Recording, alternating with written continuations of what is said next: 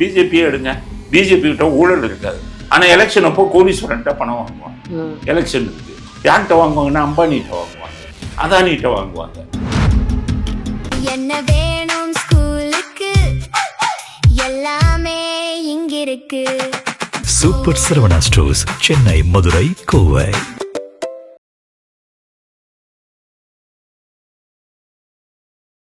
அந்த 25 பேர் அவங்க சேர்த்திருந்தா ஆட்சி காப்பாற்றப்பட்டது. முஸ்லீம் லீக்கு ஒரு மந்திரி, இப்போ அவங்களுக்கு காங்கிரஸ் 2, விசிகாவுக்கு 1, காங்கிரஸ் 2. இந்த 4 மந்திரியும் அவங்களுக்கு கொடுத்திருந்தா அது நிச்சயம் ஒரு நிரந்தரமான ஆட்சி வந்து 133 வரலனாலும் பரவாயில்ல, 121 வந்தால் ஒரு கல்ல 2 மாங்காய். நம்ம மதச்சார்பற்ற கூட்டணி ஒன்று திமுகவை முழுசும் காலி பண்ணிடலாம் அப்படிங்கிற ஒரு ஐடியாவில் ரொம்ப கிளவராக பண்ணிட்டாங்க. விடுதலை சிறுத்தைகள் எல்லாம் சேர்க்கிறதுல அவங்களுக்கு உடன்பாடு இல்லை. அதிமுக எடப்பாடியே அதுக்கு சமாதி கட்டிட்டேன். திமுகவோட கூட்டணின்னு ஒன்னே எடப்பாடிக்கு அதிமுகவில் மிகப்பெரிய எதிர்ப்பு. தொண்டர்கள் மத்தியில் அவர் நினைச்சுக்கிட்டு இருக்காரு, அடுத்த எலெக்ஷனில் தொண்டர்கள் யாரும் அவருக்கு ஓட்டு போட மாட்டாங்க. கூடிய சீக்கிரம் பார்த்தீங்கன்னா எடப்பாடி பொதுக்குழுவை கூட்டு கவுத்துனாங்க. திமுகவில் இருக்கிற அத்தனை பேரையும் பிடிச்சி அவங்க சொத்துக்களை பறிமுதல் பண்ணி அரசு கருவூலத்தில் சேர்க்கறது தான் எய்ம். அதை மறைமுகமாக பண்ணிக்கிட்டு இருக்காங்க. கூடிய சீக்கிரம் எல்லாருடைய சொத்து வெளியிடும். 1000 கோடி கான்ட்ராக்டை பையன் உதயநிதி பேரில் இருக்கக்கூடிய நோபல் ஸ்டீல் கம்பெனிக்கு தமிழ்நாடு அரசாங்கத்தோட கான்ட்ராக்ட் போட்டிருக்காரு. பையன் முதலாளி அதுக்கு, இவரும் முதலமைச்சர். பையன் எதுக்கு தமிழ்நாடு அரசாங்கம் 1000 கோடி கான்ட்ராக்ட். இது ஒன்றில் புதுசாக ஸ்டாலின் உள்ள போயிடும், உதயநிதியும் உள்ள போயிடும். சபரீசனை பிடிக்கிறதுக்கு ஆயிரக்கணக்கான இருக்கு. நிறைய ஊழல் வழக்குகள் மேயர் பிரியா மேல வந்துட்டே இருக்கு.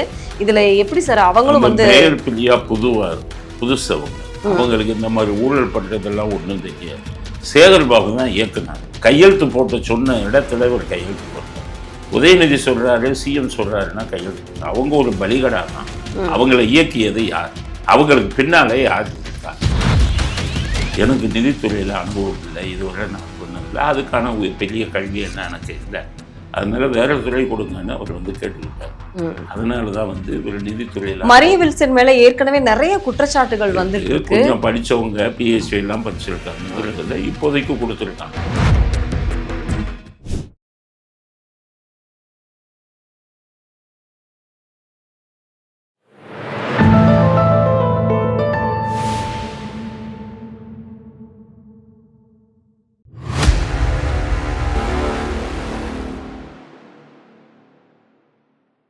தாமரை டிவி நேயர்களுக்கு அன்பான வணக்கம். இன்று நமது நேர்காணலில் சிறப்பு விருந்தினர் நேதாஜி மக்கள் கட்சியினுடைய தலைவர், உயர்நீதிமன்ற வழக்கறிஞர் வரதராஜன் ஐயா நம்மளுடைய இருந்திருக்கிறார். சார் வணக்கம். வணக்கம் சார். இன்னைக்கு அமைச்சரவை விரிவாக்கம் 35 அமைச்சர்களோட இன்னைக்கு சூப்பரா ரொம்ப பிரம்மாண்டமா அமைச்சிருக்கிறாரு தவிக தலைவர் நமது சிஎம் அவர்கள்.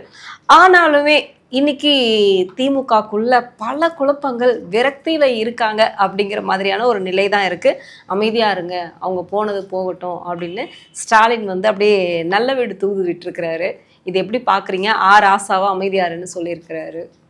அதாவது திமுகவின் கூடாரம் காலியாகிட்டு இருக்கு, அதுதான் உண்மை. அவர் விஜய் அவர் நினைத்திருந்தால் 25 எம்எல்ஏக்கள் அதிமுகலேருந்து பிரிஞ்சு வந்தாங்க. அவங்க செங்கோட்டையன் ஆதரவோடு தான் அவங்க வந்தாங்க. அந்த 25 பேர் அவங்க சேர்த்துருந்தா ஆட்சி காப்பாற்றப்பட்டிருக்கும், பிரச்சனையே இருக்காது. இப்போ இவங்களுக்கு கொடுத்த மாதிரி ஒரு 2-3 மந்திரி, இப்போ ஐயுஎம்எல் முஸ்லீம் லீக்கு ஒரு மந்திரி, இவங்களுக்கு காங்கிரஸ் 2, விசிகாவுக்கு 1, காங்கிரஸ் 2. இந்த 4 மந்திரியும் அவங்களுக்கு கொடுத்துருந்தா அது நிச்சயம் ஒரு நிரந்தரமான ஆட்சி வந்துடும். அப்போ தாவேக்காவுக்கு 108, 25 அதிமுகனா 133. ஆனால் அவர் விஜய் அதை விரும்பலை. அவர் பண்ணின விஷயம் என்னன்னு கேட்டிங்கன்னா, ஒன்று திமுக கூட்டணியை ஃபுல்லாக காலி பண்ணணும், திமுகவை காலி பண்ணணும். அப்போ திமுகவுடைய பலமே காங்கிரஸ், 2 கம்யூனிஸ்ட், அதுக்கப்புறம் விடுதலை சிறுத்தைகள், அதுக்கப்புறம் முக்கியமானது முஸ்லீம் லீக். சிறுபான்மையினரில் முஸ்லீம் லீக் பெரும்பாலான பேர் திமுக ஓட்டு போடுறாங்க. இது நாளையும் காலி பண்ணிட்டா இதோட திமுக காலி. ஏன்னா அடுத்த 4-5 மாதத்தில் பஞ்சாயத்து தேர்தல் வரப்போகுது, உள்ளாட்சி தேர்தல். ஆமாம், இதெல்லாம் காலி பண்ணணும். அது ஒன்று. ரெண்டாவது, நமக்கு வந்து மதச்சார்பற்ற ஒரு கூட்டணிங்கிறத நம்ம மக்களுக்கு சொல்லணும். அதனால் இதை உடைச்சிட்டா மதச்சார்பற்ற கூட்டணி அப்படிங்கிறது ஒன்று கிடைச்சி போகும். அதுதானே மெயின் ஆயுதமே திமுகவுக்கு, சிறுபான்மையினர் ஓட்டவாங்க. ரெண்டாவது, திமுகவுடைய கூட்டணி பலமும் காலியாயிடும் அப்படிங்கிற ஐடியாவில் இது ஒரு 121 தான் வரும் இவங்களோட சேர்ந்து. ஆனால் அதிமுக சேர்ந்தால் 137 வந்திருக்கும். 133 வரலைனாலும் பரவாயில்ல, 121 வந்தால் ஒரு கல்லில் 2 மாங்காய். நம்ம மதச்சார்பற்ற கூட்டணி ஒன்று திமுகவை வந்து முழுசும் காலி பண்ணிடலாம் அப்படிங்கிற ஒரு ஐடியாவில் ரொம்ப கிளவராக பண்ணிட்டாங்க. ஏன்னா இவங்களுக்கு வந்து விடுதலை சிறுத்தைகளெல்லாம் சேர்க்கறதுல அவங்களுக்கு உடன்பாடு இல்லை. ஏன்னா மற்ற ஜாதிக்காரவங்களுடைய எதிர்ப்பு வரும் அப்படின்னு. ஆனால் தற்காலிகமாக ஏன் சேர்க்குறாங்கன்னா, இவங்கெல்லாம் திமுகவின் பலம். அந்த பலத்தை உடைச்சிட்டு திமுகவை தமிழ்நாடு அரசியலை விட்டு காலி பண்ணணும் அப்படிங்கிறது தான் அவங்களுக்கு. இதுக்கு இடையில் இப்போ வந்து என்னென்னு கேட்டிங்கன்னா, எங்களுக்கு கிடைத்த தகவல்கள் திமுகவிலிருந்து பெரிய பெரிய ஆளுங்க, அது மட்டும் இல்லை, லோக்கல் தலைவர்கள் நிறைய பேர் வந்து தாவைக்காவலன்னு பிட்டிஷன் போடுறாங்க, எங்களை சேர்த்துக்கங்க. ஆயிரக்கணக்கான பேர், 4000 பேர், 5000 பேருக்கு குட்டி தலைவர்களை. அதில் என்ன பண்ணுறாங்க, முடியாதுன்னு வடிகட்டுறாங்க. ஏன்னா இந்த மண்ணழுறவன், மலையை குடைகிறவன், எல்லா சமூக விரோத செயலிலையும் ஈடுபட்டவன் அவன் தான் இப்போ வரான். இவங்களை அப்படியே சேர்த்துட்டோம்னா இந்த திமுகவுக்கு இருக்கக்கூடிய மோசமான ஒரு இமேஜ் இருக்குல்ல, அது நமக்கு வந்துடும். அதனால இவங்களெல்லாம் இப்போ சேர்க்காதீங்கன்னு நிறுத்தி வச்சிருக்கோம். ரெண்டாவது, இவன் எல்லாம் எதுக்கு வரான்னா, உள்ளாட்சி தேர்தலில் நம்ம பதவி வாங்கிடலாம், ஒன்றுமே தெரியாதவங்க புது ஆளுங்கள்லாம் எம்எல்ஏ ஆகி மந்திரி ஆகிட்டான், நம்மளும் பதவி வாங்கிடலான்னு வராங்க. ஆனால் அது நல்ல விஷயம் என்னென்னா, அவங்கள வந்து உடனே சேர்க்காம வச்சுருக்காங்க. அதனால் திமுக வந்து கூடிய சீக்கிரம் அந்த கட்சியே காலியாகும். அது அதனால் இந்த கூட்டணியில் வந்து இவங்க சாதிச்சது பல விஷயம். ஆனால் இன்னைக்கு திமுகவில் இருந்து நாங்கள் வெளியே வரோன்னு சொல்லிட்டு காங்கிரஸ் ரொம்ப தெளிவாக சொல்லிட்டு வந்தாங்க, நாங்கள் ஆட்சியிலும் அதிகாரத்திலும் பங்கு கேட்போம், ரிசல்ட் வரட்டும் நாங்கள் சொல்கிறேன்னு ஷோடங்கர் சொன்னார். இவங்க ஆதரவு கொடுத்து முதல்ல போயிட்டாங்க நாங்கள் வெளியே போகிறோன்னு. ஆனால் இப்போ வரைக்குமே வந்து ஐயுஎம்எல்லும் சொல்லலாம், ஐயுஎம்எல் அவங்க சொன்னாதான் நாங்கள் கேட்போன்னு சொன்னாங்க, ஸ்டாலின் சொன்னாதான். ஆனால் இன்னைக்கு அமைச்சரவையில் பங்கு வாங்கிட்டாங்க, விசிகாவும் வாங்கிட்டாங்க. ஆனால் இன்னைக்கு போர் நடந்துட்டு இருக்கு, வாக்குவாதம் வந்து 2 கட்சிக்கும் நடந்துட்டு இருக்கு. ஆனால் இப்போ வரைக்கும் நாங்கள் வெளியே வந்துட்டோம் அப்படிங்கிறத திருமாவும் சொல்லலை, ஐயுஎம்எல்லும் சொல்லவே இல்லை. கம்யூனிஸ்ட் மட்டும் ரொம்ப சாஃப்ட் கார்னர்ல இருக்காங்க. இது எப்படி வந்து புரிஞ்சுக்கிறது? இல்லை, திருமாவும் இவங்களும் ஐயுஎம்எல்லும் மந்திரி பதவி வாங்கி ஒத்துக்கிட்டாங்க. இப்போ என்ன பிரச்சனை அவங்களுக்குள்ள முதல்ல வந்ததுன்னா, திருமாவை வந்து போர்ட்ஃபோலியோ இலாக்கா கொஞ்சம் முக்கியமான இலாக்காவை கேட்கலாம் அப்படிங்கிறது தான் இருந்தது. தெளிவாக சொல்லிட்டாங்க, ஆதி திராவிடர் தான் உங்களுக்கு, வேற இலாக்கா கிடையாதுன்ட்டாங்க. அப்போ இப்போ ஒரு மந்திரி பதவியை ஆதி திராவிடர் இதில் பெருசாக சம்பாதிக்க முடியாது. ஸோ சம்பாதிக்கிறதுக்கே உங்களை விடக்கூடாதுன்னு சொல்லி இவங்களுக்கும் முக்கியமான இலாக்காவை கொடுக்கல. அதே மாதிரி ஐயுஎம்எல் கேட்குறாங்க, சிறுபான்மையினர் எடுத்துக்கோங்க. அப்போ அவங்க என்ன எதிர்பார்க்குறாங்க, சம்பாதிக்க வருவாய்த்துறை, போக்குவரத்து துறை, அப்படி தானே, அதுக்கும் இடம் கொடுக்கல. ஐயுஎம்எல் 2 மந்திரி கொடுன்னாங்க, இருக்கிறதே 2 எம்எல்ஏ, 2 மந்திரி எப்படி கொடுக்க முடியும்? 5 காங்கிரஸுக்கு 5 தானே, காங்கிரஸ் 5லேயே அவங்களுக்கு தான் 2 தானே கொடுத்துருக்கோம் அப்படின்னு சொல்லிட்டாங்க. அதனால் இப்போ இவங்களுக்கு வேறு வழி இல்லை. அமைச்சரவையில் மந்திரி ஆயிட்டாங்கன்னா இவங்க கவுக்க மாட்டாங்க. இப்போ உங்களுக்கு இருக்கக்கூடியது 5 காங்கிரஸு, அவங்க மந்திரி வாங்கிட்டாங்க, நிச்சயம் கவுக்க மாட்டாங்க. விடுதலை சிறுத்தைகள் 2, முஸ்லீம் லீக் 2 மந்திரி வாங்கிட்டாங்க. இந்த 9 பேரும் கவுக்க மாட்டாங்க. இந்த 9 பேரை நீங்கள் சேர்த்தாலே 108 + 9 117 வந்துடுது, பாதி வந்துடுது. ஆமாம். அதுக்கப்புறம் கம்யூனிஸ்டுகள் அடிஷ்னலாக வச்சுருக்காங்க. அந்த கம்யூனிஸ்டுகள்ங்கிறது வந்து ஒரு 4 வந்து கம்யூனிஸ்டுகள் மந்திரி வேணான்னு முதலே சொல்லிட்டாங்க. அதனால் இந்த ஆட்சி வந்து நிரந்தரமாக ஸ்திரமான ஆட்சி அமைஞ்சிடும். ஒரே கல் 2 மாங்காய் மாதிரி திமுக சுத்தமாக காலியாயிரும். உள்ளாட்சி தேர்தலில் திமுக மண்ணை கவப்புறாங்க. அதனால் இது எல்லாத்தையுமே இவங்க ஒரே இதில் சாதிச்சுட்டாங்க அப்படிங்க. அதனால் நீங்கள் சொல்கிறபடி மிஸ் அண்டர்ஸ்டாண்டிங் இந்த மாதிரி தான். ஆனால் ஆட்சியை காப்பாற்றணுங்கிறதுக்காக அவங்களுக்கு விட்டு கொடுக்கல பாருங்க. இப்போ ஆட்சியை காப்பாற்றணும்னா என்னென்னு பண்ணலாம், விசிகாவுக்கு ஒரு முக்கியமான இலாக்கா கொடுத்துருக்கலாம்ல, உங்களுக்கு ஆதி திராவிடர் தான்ட்டாங்க. ஏன்னா அவங்க இப்ப வரைக்கும் அமைச்சரவையை பார்த்ததே ஆமா இல்ல. அதனால ஐயுஎம்எலும் வந்து சட்டசபைக்குள்ள ஐயுஎம்எல் சொல்லிட்டாங்க சிறுபான்மையினர் தான், வேற எதுவும் கிடையாது. சம்பந்தப்பட்ட இலாக்கா சம்பந்தி எடுத்துட்டாங்க, ஆட்சி நிரந்தரமா இல்ல. அதுக்கே இன்னைக்கு விசிகா வந்து அமைச்சரவையில நாங்க எதிர்பார்த்த மாதிரி பங்கு வாங்கிட்டோம் கூட்டணியில அப்படின்னு வாழ்த்து தெரிவிச்சிட்டு இருந்தாங்க ரோட்ல பிரச்சாரம் பண்ணி. அதாவது கூட்டணின்னா பேருக்கு மந்திரி, அவ்வளவுதான். முதல்ல பேருக்கு மந்திரி. திருமாவளவனுக்கு வந்து பன்னீரரசுக்கு மந்திரி ஆக்குறது பிடிக்கல, நிச்சயமா. ஆனா வேற வழி இல்ல, 2 பேரும் தானே ஜெயிச்சிருக்காங்க, இன்னொருத்தர் காங்கிரஸ். அதனால உங்களுக்கு முதல்ல மந்திரி பதவியை வாங்கிட்டா 5 வருஷத்துக்கு 2 பேரும் வாயை திறக்க மாட்டாங்க. காங்கிரஸ் 5 பேரும் திறக்க மாட்டாங்க. காங்கிரஸ் என்ன சொன்னா, அதிமுகவை சேர்க்காத, மதவாத கூட்டணின்னு காங்கிரஸ். இப்ப அதுக்கு ஏற்றபடி அங்க யாரையும் சேர்க்கல. இப்ப அதிமுகவையும் கழட்டி விடுறதுக்கு காரணம் என்ன சார்? அவங்களும் அமைச்சரவையில பங்கு வேணுங்கிற சொன்ன திமுகவை உடைக்கணுங்கிறது தான் முதலியே. திமுகவை கூட்டணி கட்சிகளை பூரா சேர்த்துட்டாலே நமக்கு மெஜாரிட்டி வருது, திமுகவும் காலியாயி. இதுக்கப்புறம் கூட்டணிக்கு அவங்க போக மாட்டாங்க. ஆமா, அதனால இப்ப வந்து உங்களுக்கு அதிமுகவை அப்புறம் பார்த்துக்கலாம். அதிமுக வந்து எடப்பாடியே அதுக்கு வந்து சமாதி கட்டிட்டார். திமுகவோட கூட்டணின்னு எடப்பாடிக்கு அதிமுகவில் வந்து மிகப்பெரிய எதிர்ப்பு. தொண்டர்கள் மத்தியில் அவர் நினைச்சுக்கிட்டு இருக்காரு, அடுத்த எலெக்ஷன்ல தொண்டர்கள் யாரும் அவர் ஓட்டு போட மாட்டாங்க. கூடிய சீக்கிரம் பார்த்தீங்கன்னா எடப்பாடியை வந்து பொதுக்குழுவை கூப்பிட்டு கவுத்தினாலும் ஊற்றிடுவாங்க. ஏன்னா எம்ஜிஆரால் உருவாக்கப்பட்ட கட்சி, எம்ஜிஆருக்கு எதிரியே திமுக தான். ஜெயலலிதா அவர்கள் இறப்புக்கு காரணமே உங்க வழக்கெல்லாம் போட்டு அவங்கள கடைசி காலத்தில் சிறைக்கு அனுப்புனது.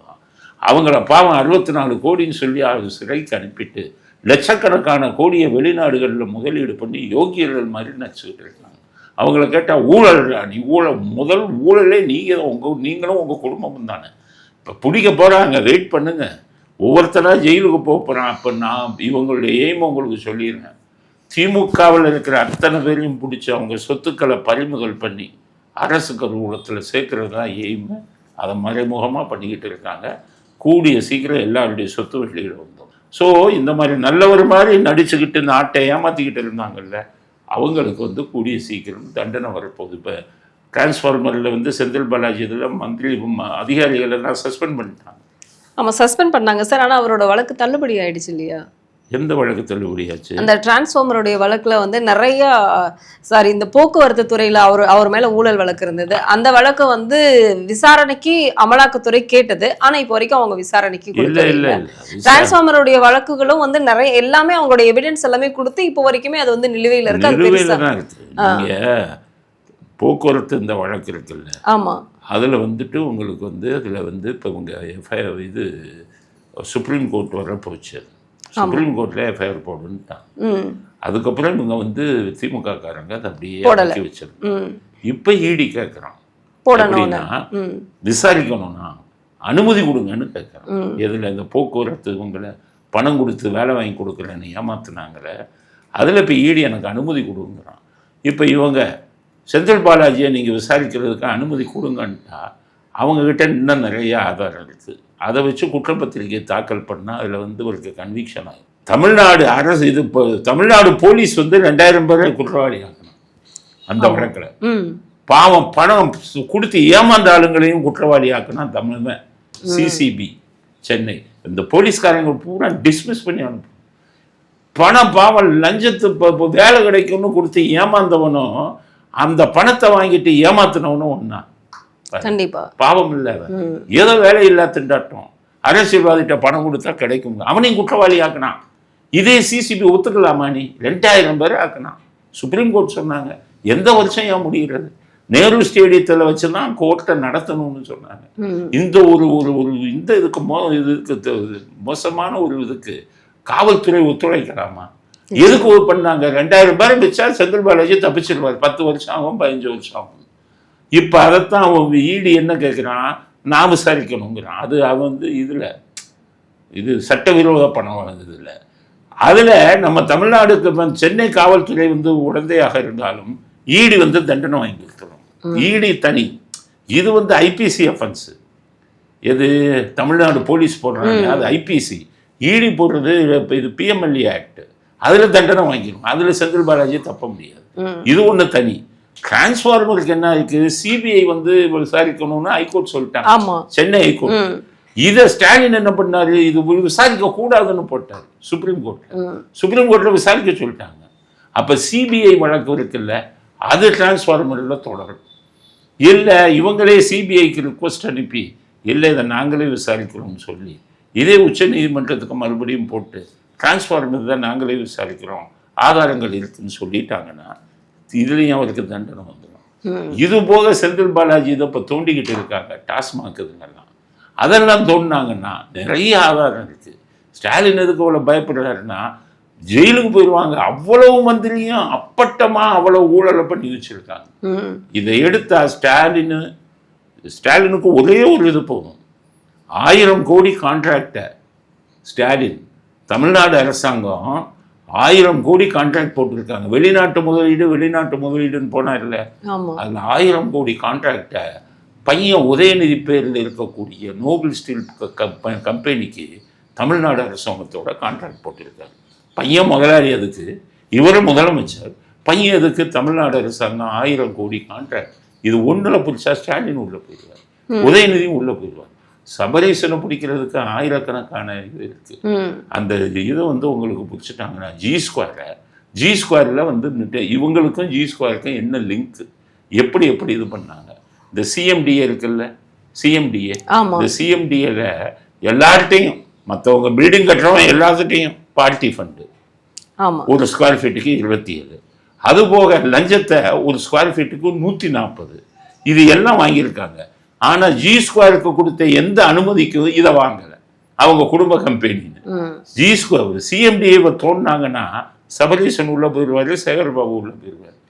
இது நோபல் ஸ்டீல தோணுனாங்கன்னா ஸ்டாலின் உள்ள போயிடுவாரு, உதயநிதி உள்ள போயிடுவாரு. இப்ப எல்லா வழக்குகளுமே அப்படியே இருக்கு. அதனாலதான் திமுக அந்த அளவுக்கு பயந்துக்கிறாங்க. இப்ப அம்மா தோணுனாங்கன்னா போச்சு.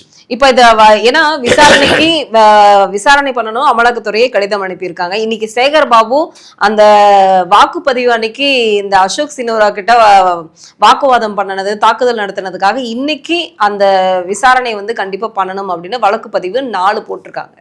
அது மட்டும் இல்லாம மேயர் பதவியில ஸ்டாலின் ஊழல் பண்ணிருக்கிறாரு அப்படின்னு சொல்லிட்டு அந்த வழக்கும் விசாரணைக்கு வந்திருக்கு. அடுத்தடுத்து இன்னும் நிறைய இருக்கு. இதுல உங்க ஜெயிலுக்கு போறதுக்கான இதுங்கள்லாம் முகாந்தாரம் நிறைய வழக்கு 24 மணி நேரத்தில் 2000 டெண்டர் போட்டதாக இன்னைக்கு அதை கேன்சலும் பண்ணிருக்கு தாவேகா. 100க்கும் மேற்பட்ட டெண்டர், அதாவது 2000 கோடி டெண்டரை ஒரே நாள்ல பண்ணிருக்காங்க. அதை தாவேகாவும் கேன்சல் பண்ணிருக்கு. தோண்ட இன்னும் வந்துகிட்டு இருக்கும். தோண்ட இப்ப நிர்மல்குமார் போட்டு மின்சாரம் போட்டிருக்காங்க. அவர் மின்சாரத்துறையை பற்றி முன்னாடியே வர்றதுக்கு முன்னாடி அதில் என்னென்ன எல்லாத்தையும் ஆராய்ச்சி பண்ணி எடுத்து வச்சிருக்காரு. அதனால் அவர் மின்சாரத்துறையை கையில் கொடுத்தது செந்தில் பாலாஜிக்கு எதிரான அத்தனை ஆதாரங்களையும் எடுத்து அவர் மேலே இது பண்ணும். சேகர் பாபு இன்னொன்றுல மெயினாக மாட்டினது ஆம்ஸ்ட்ராங் கொலை வழக்கு. ஆம்ஸ்ட்ராங் கொலை வழக்கில் திருவேங்கடத்தை ஷூட் பண்ணார் அருண், என்கவுண்டர். அவனை ஷூட் பண்ண வேண்டிய அவசியமே இல்லை, அவன் ஒன்றும் தப்பிச்சு போகல. ஆனால் சேகர் பாபு, செல்வ பெருந்தகை, இந்த மாதிரி அரசியல்வாதிகள் தான் இவனை திருவேங்கடத்தை ஃபிக்ஸ் பண்ணி கொலை பண்ணாங்கன்னு அவங்க குடும்பமே சொல்கிறாங்க, ஆம்ஸ்ட்ராங் குடும்பம்.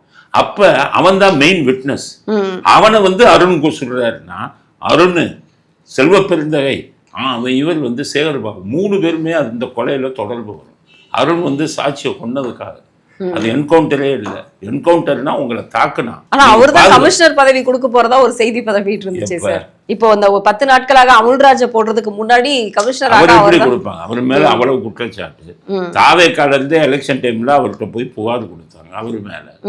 அவர் மேல புகார் கொடுக்கல, தாவேக்கால புகார் கொடுத்தாங்க. ஆனா அவருக்கு பதவியே கொடுக்கல. இன்னும் அவருக்கு பதவியே கொடுக்கல. வெயிட்டிங் லிஸ்ட்ல தான் இருக்காரு.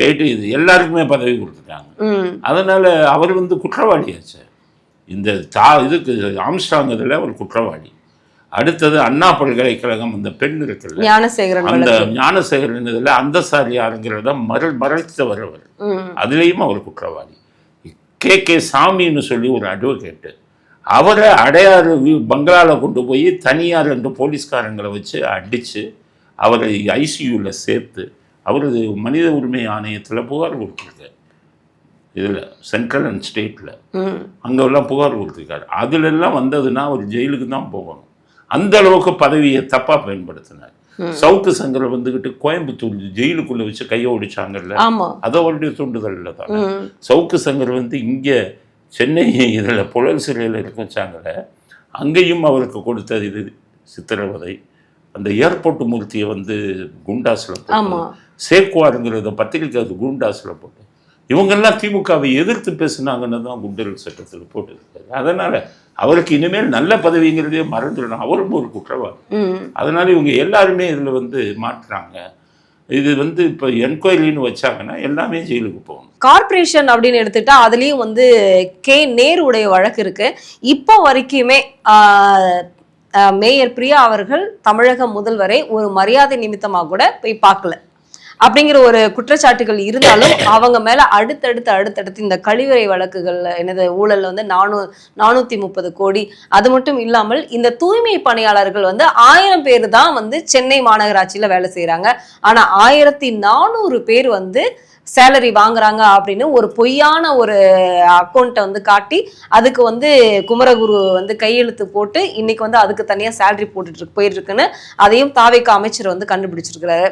அது மட்டும் இல்லாம இன்னைக்கு கார்பரேஷன்ல தூய்மை பணியாளர்களுக்கு உணவு கொடுப்பதுல இருந்து அதுல இருந்தும் வந்து காசு போயிட்டு இருக்கு. தனியாருக்கு கொடுத்தாச்சு, அப்புறம் ஏன் தமிழக அரசு சாப்பாடு கொடுக்குது அப்படிங்கிற குற்றச்சாட்டுல இருந்து நிறைய ஊழல் வழக்குகள் மேயர் பிரியா மேல வந்துட்டே இருக்கு. இதுல எப்படி சார் அவங்களும் வந்து மேயர் பிரியா புதுசவங்க, அவங்களுக்கு இந்த மாதிரி ஊழல் பண்றதெல்லாம் ஒன்றும் தெரியாது. சேகர் பாபு தான் இயக்குனாரு, கையெழுத்து போட்டு சொன்ன இடத்துல ஒரு கையெழுத்து போட்டார். உதயநிதி சொல்றாரு, சிஎம் சொல்றாருன்னா கையெழுத்து போட்டார். அவங்க ஒரு பலிகடா தான். அவங்களை இயக்கியது யார்? அவங்களுக்கு பின்னாலே யார் இருக்கா? எல்லார் வயிற்றுல அடிச்சாங்க, ஒத்துக்கிறாங்க. தொழிலாளர் வயிற்றுல, அதுவும் தொழிலாளர்கள்லேயே தூய்மை பணியாளர்கள் மிக குறைஞ்ச சம்பளம் வாங்குற தொழிலாளர்கள், அவங்க வயிற்றுல போய் அடிக்கிறாங்கன்னா இது என்னது? அவங்களுக்கு பிரைவேட்காரங்க 10,000 ரூபாய் தான் சம்பளம் கொடுக்குறான்.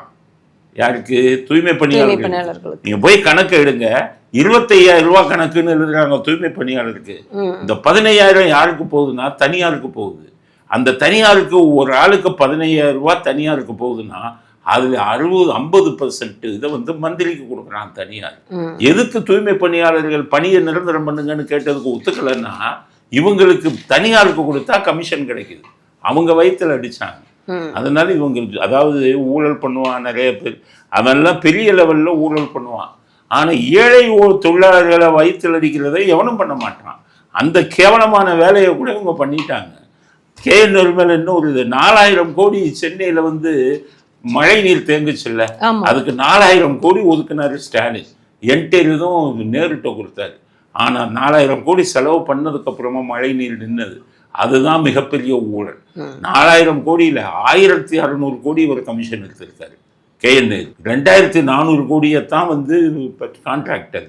இந்த கான்ட்ராக்டருங்க என்ன பண்ணா, அவன் 2000 இவங்க இதெல்லாம் எப்படின்னா ஒருத்தனுக்கு கான்ட்ராக்ட் கொடுப்பாங்க, அவன் இன்னொருத்தருக்கு வித்துருவான். அப்போ நீங்கள் ஒரிஜினல் கான்ட்ராக்டுக்கு போகும்போது 4000 கோடியில் 2000 கோடி கூட வராது.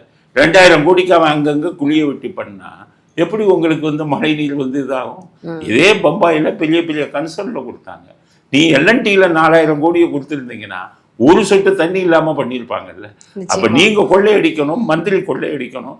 மந்திரி கொள்ளையடிக்கிறதுல பங்கு உங்களுக்கு வரணும்னு மக்கள் வந்து எவ்வளவு கஷ்டப்பட்டாங்க. இந்த வேளச்சேரி, இந்த புளியந்துப்புதெல்லாம் அந்த இடுப்பளவு தண்ணியில் நின்னானே மக்கள். அதில் போய் ஊழல் பண்ணலாமா? ஊழல் வேற எதுலையாச்சும் பண்ணி தோலை. இந்த மார்ட்டின் மாதிரி ஆள்கிட்ட 600 கோடின்னு வாங்கினீங்க. அந்த மாதிரி ஆல்ஸ்டாம்ங்கிற கம்பெனியில் மெட்ரோ இது கொடுக்குறதுக்கு 200 கோடி வாங்கினீங்க. அந்த ஈவெண்ட்டை கருணாநிதி டிவி இது பண்ணதுக்கு அந்த ஈவெண்ட்டை 200 கோடி வாங்கினீங்க. இதெல்லாம் பணக்காரர்கிட்ட வாங்குற லஞ்சம். வாங்கி தொலைங்களேன். ஏழை இந்த பாவம் தூய்மை பணியாளர்கள் வயிற்றுல அடிச்சு பிஜேபியே எடுங்க. பிஜேபி கிட்ட ஊழல் இருக்காது. ஆனால் எலெக்ஷன் அப்போ கோடீஸ்வரன்ட்ட பணம் வாங்குவாங்க.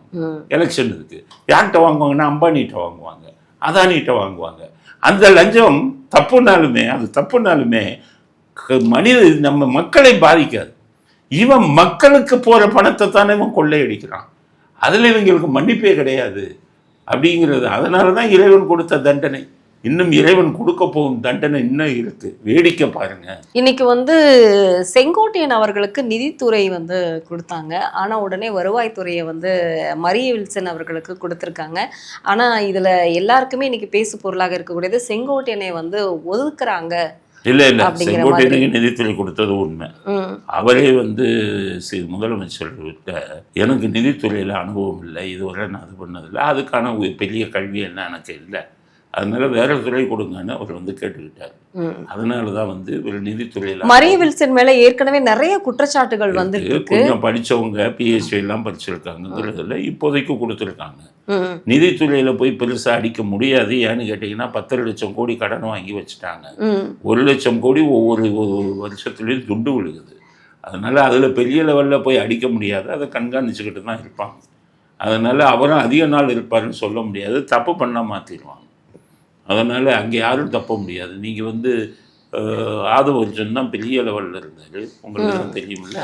ஆதவர்ஜுனை கேட்டு தான் விஜய் எல்லாருமே எதுவுமே செய்கிறாருங்கிற இதெல்லாம் வந்தது. அவர் நிறையா பணங்கள்லாம் செலவு பண்ணியிருக்காரு. அதனால் விஜய் அவர் அவர் பேச்சை கேட்குறாங்க. அவர் சொன்ன ஒரு கேண்டிடேட்டு, அவர் சொன்ன ஒரு மந்திரி நல்லா ரிப்போர்ட் வந்ததில்லை. இப்போ மந்திரி சபை போடும்போது நம்பர் 1 நம்பர் 3 வந்து நம்பர் 2 வந்து ஆதவருக்கு புஷி ஆனந்த் கொடுத்துட்டு 3 ஆதவர்ஜுனுக்கு கொடுத்துருக்கோம். 3 வந்து நிர்மல்குமாருக்கு கொடுத்துட்டாங்க. அப்போ 4 இதெல்லாம் ஆதவர்ஜுனை பின்னாடி தள்ளிட்டாங்க. அதனால் குற்றச்சாட்டு வந்தால் கழட்டி விட்டுறாங்க. அது என்ன அது எப்படி பண்ணுறாங்கன்னு தெரியாது. அதனால விஜய்க்கு வந்து ஒரு பெரிய ஆலோசகர் யாரோ பின்னாடி இருக்காங்க. இப்ப ஜான் ஆரோக்கியசாமிக்கு வந்து இப்போ வந்து ரத்தன் பண்டிட்டுக்கு பதவி கொடுத்தாங்க, இப்ப எடுத்துட்டாங்க. இப்ப வந்து ராஜ்யசபா வந்து பதவி கொடுக்க போறதா ஒரு செய்தி வெளியாயிருக்கு. அது மட்டும் இல்லாம ஜான் ஆரோக்கியசாமிக்கும் வந்து பதவி கொடுக்க போறதாக ஒரு செய்தி, அரசு பதவி அப்படின்னு. இது எப்படி சார் இது அவரே முடிவு பண்றாரு? பொதுவாக அரசியல்வாதிகள் முதலமைச்சர்கள் யாரை நினைக்கிறாங்களோ அவங்களுக்கு கொடுத்துக்குவாங்க. இப்போ மந்திரிகள்லாம் பர்சனல் பிஏன்னு ஒருத்தன் போடுவான், கட்சிக்காரனும் போட்டுக்குவான்.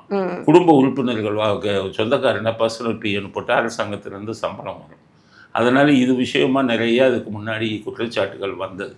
நிதிஷ்குமார் பீகாரில் முதலமைச்சராக இருக்கும்போது நம்ம இவங்களை வந்து பிரசாந்த் கிஷோரை பொலிட்டிக்கல் செக்ரட்டரியாக போட்டார். அப்போவே இதில் இப்போ பீகாரில் இருந்து சுப்ரீம் கோர்ட்டு போனாங்க. அப்போ சுப்ரீம் கோர்ட் என்ன பண்ணாங்க, அது அரசாங்கம் எடுக்கிற முடியும், இப்போ அவனுக்கு யார் வசதியோ யார் வேணுங்கிறானோ போடுறான், இதில் போய் கோர்ட்டு எப்படி தலையிட முடியும்ட்டாங்க. அதனால் பொலிட்டிக்கல் செக்ரட்டரியாக போடுறது, ஆலோசகர்களாக போடுறதெல்லாம் அவங்கவுங்க அந்தந்த அரசாங்கங்கள் எடுக்க முடியும். அதை நீங்கள் பெரிய லெவலில் அதில் ஏதாச்சும் ஊழல் நடந்தால் நீங்கள் சுட்டி காட்டலாம், போடவே கூடாதுன்னு நீங்கள் சுட்டி காட்டலாம். இன்னைக்கு காங்கிரஸ் வந்து தாவி காட்சியில் இருக்கு இல்லைங்க சார். இப்போ இந்த மேகதாது அணையை வந்து காங்கிரஸ் தான் அங்கே வந்து கர்நாடகாவில் இருக்கு. அப்படி இருக்கும் பொழுது இந்த மேகதாது அணையை வந்து அந்த திட்டத்தை நிறுத்துவாரா? ஏன்னா பூஜை செய்ய பூமி பூஜை போடப்படும்னு வந்து DK சிவகுமார் அவர்கள் வந்து இதை கண்டிப்பாக நடக்கும்னு சொல்லியிருக்கிறாரு. இதில் தலையிடுவதற்கு தாவேகா அரசுக்கு உரிமை கிடையாது அப்படின்னு சொல்லி அவரு இன்னைக்கு சொல்லியிருக்கிறாரு. இதை வந்து நிறுத்துவாரா? அதாவது அவங்கெல்லாம் கேட்க வேண்டிய அவசியமே இல்லைங்க. கர்நாடக அரசாங்கம் அவன் மாநிலத்துக்கு என்ன வேணுமோ அதை தாங்க கேட்பான். நம்ம அரசாங்கம் என்ன பண்ணணும், அதுக்கு வந்து சட்ட ரீதியாக தான் வழக்க போட்டுடணும். சுப்ரீம் கோர்ட்டே ஏற்கனவே போயிருக்கு, அந்த ஆணையம் இருக்கு. அந்த ஆணையத்தில் வந்து நீங்கள் பெட்டிஷன் கொடுக்கலாம். ஆணையம் தப்பா காங்கிரஸ் கூட இருக்குல்ல சார். காங்கிரஸை பத்தி நீங்க ஏன் கவலைப்படுறீங்க? இது மாநில சம்பந்தப்பட்ட, காங்கிரஸ்காரன் மாநிலத்துக்கு மாநிலம் வேஷம் போடுவான். மாநிலத்துக்கு இங்க ஒண்ணு பேசுவான், கர்நாடகாவில் ஒண்ணு பேசுவான். காங்கிரஸ்காரனுக்கு இதுதானே வேலை. நாட்டுப்பற்று இருக்கிறவனா எல்லாருமே அப்படிதான். இப்ப பிஜேபியே வந்தா கர்நாடகாவில் நம்ம ஓட்டு போயிடும்னு தான் நினைப்பாங்க. தமிழ்நாட்டில் பேசுனா இங்க இதா இருக்கும், அப்படிதான் நினைப்பாங்க. எல்லா நேஷனல் பார்ட்டியும் தமிழ்நாடுக்கு தான் சப்போர்ட் பண்ணணும்னு நினைக்க மாட்டாங்களா, அவங்களுக்கு ஓட்டு போகணும்னு. ஆனால் தமிழ்நாட்டை ஆளக்கூடிய ஆளுங்கட்சி தான் என்ன பண்ணணும், நம்ம இதை வந்து காப்பாற்றணும். இப்போ கருணாநிதி 1973-74 காவேரியில் வந்து குறுக்கணை கட்டினாங்க. அப்போ பேசாமல் இருந்ததுனால என்ன ஆச்சு, இன்னைக்கு வரை காவேரி பிரச்சனை ஆயிடுச்சு இல்லை. 50 வருடம் 70 கிட்டத்தட்ட 1924 நினைக்கிறேன் காவேரி நீர் ஒப்பந்தம் போட்டது. அந்த இதை அது 50 வருஷத்தோட முடியுறத கருணாநிதி அப்போ புதுப்பிக்கவே இல்லை. அதனால தான் இவ்வளவு பிரச்சனை. ஸோ மாநில அரசாங்கங்கள் ஒழுங்காக இருந்தால் நமக்கு இது பிரச்சனை வராது. இவங்க அந்த அளவுக்கு மாநில அரசாங்கத்தை விட்டு கொடுப்பாங்க அப்படின்னு நான் நினைக்கல. இவங்க ஒழுங்காக நடவடிக்கை எடுப்பாங்கன்னு தான் நினைக்கிறேன். அதனால அப்படி நடவடிக்கை எடுக்கும்போது காவேரி பிரச்சனையை இவங்க பார்த்துக்குவாங்க. காங்கிரஸ் 5 எம்எல்ஏ வச்சுட்டு அவனுடைய தயவு தேவையே இல்லை, அவனுடைய ஆதரவும் தேவையில்லைங்கிற. அவன் இங்கே போயிட்டு இங்கே ஒன்று பேசுவான். இதே ராகுல் காந்தி அங்கே போயிட்டு தமிழ்நாடு விட்டு கொடுன்னு சொல்லுவாங்களா? முடியாது. அதெல்லாம் நம்ம எதிர்பார்க்க கூடாது. இது மாநில அரசாங்கம் ஸ்ட்ராங்காக எடுக்கணும். ஜெயலலிதா இருக்கும்போது எவ்வளோ ஸ்ட்ராங்காக எடுத்தாங்க, அந்த இதெல்லாம் கெசட்டில் கொண்டு வந்தாங்க. அந்த மாதிரி யாருக்கும் பயப்பட மாட்டாங்க. ஜெயலலிதாவை கைது பண்ணும்போது அவன் இவன்லாம் என்ன பண்ணான்? கர்நாடகாக்காரன் கோபப்பட்டு இந்த அம்மா காவேரியில் நமக்கு எதிராக பண்ணிச்சுன்னு ஒருதலைபட்சமாக நடந்தான். இல்லைன்னா ஜெயலலிதாவை ஜெயிலுக்கு அனுப்ப வேண்டிய அவசியம் என்ன இருக்கு? இன்னைக்கு இது பொன்முடி 3 வருஷம் ஜெயிலு முடிச்சுக்கிட்டு வெளியில இருக்காருல்ல. இதே ஜெயலலிதா 4 வருஷம் ஜெயிலு முடிச்சவங்க ஏன் இன்னும் உள்ள போனாங்க? பொன்முடி ஹைகோர்ட்டு கொடுத்தும் வெளியில இருக்காங்க. அந்த அம்மாவுக்கு மாவட்ட கோர்ட்டு கொடுத்தான். அவங்க அங்க இருந்தவன் பூரா இந்த அம்மா மேல ஒரு வெனமஸா உள்ள தள்ளணும்னே தள்ளினாங்க. சட்டப்படி தள்ள முடியாது. சஸ்பென்ஷன் ஆஃப் சென்டென்ஸ்னு போட்டு ஸ்டேவும் அப்பவே. இப்ப நாங்கெல்லாம் இங்க இருக்கோம், கன்விக்ஷன் வரப்போகுது 3 வருஷம் 4 வருஷம்னா தீர்ப்பு வர்றதுக்கு முன்னாடியே பெட்டிஷன் ரெடி பண்ணிடுவோம். சஸ்பென்ஷன் ஆஃப் சென்டென்ஸ், அதாவது தண்டனை நிறுத்தி வைக்கணும்னு சட்டத்தில் இருக்கு. தீர்ப்பு வந்ததுன்னா அங்கேயும் கொடுத்துருவோம் சஸ்பென்ஷன். உடனே உங்க ஸ்டே கொடுத்து நீங்க அப்பீலுக்கு போங்க, அதுவரை நிறுத்தி வைக்கப்படுகிறது தண்டனை இன்னும் கொடுக்கறதுக்கு தான் சட்டத்தில் இடம் இருக்கு. ஜெயலலிதாவுக்கு அதை ஏன் செய்யலை? அன்னைக்கு இருந்த கர்நாடகாக்காரன் வெறியில் இருந்தான். இந்த அம்மா காவேரி இதை ரொம்ப இதாக பண்ணுச்சு. அதனால இவங்க அந்த காவேரி இதில் பற்றி திமுக அதை பற்றி கவலைப்படுறதே இல்லை. அங்கே வந்துக்கிட்டு மேலதூதுக்கு கெட்டுறதுக்கு கூட்டம் நடத்துகிறான்னு துரைமுருகன் கேட்டால் அந்த ஜோக் அடிப்பார். அதை பற்றி எதையாச்சும் ஒன்று பேசிட்டு போவார். அதனால் காவேரி பிரச்சனை இந்த அளவுக்கு வந்தது காரணமே கருணாநிதியும் அவருக்கு பின்னால் வந்த அரசாங்கங்களும் தான்.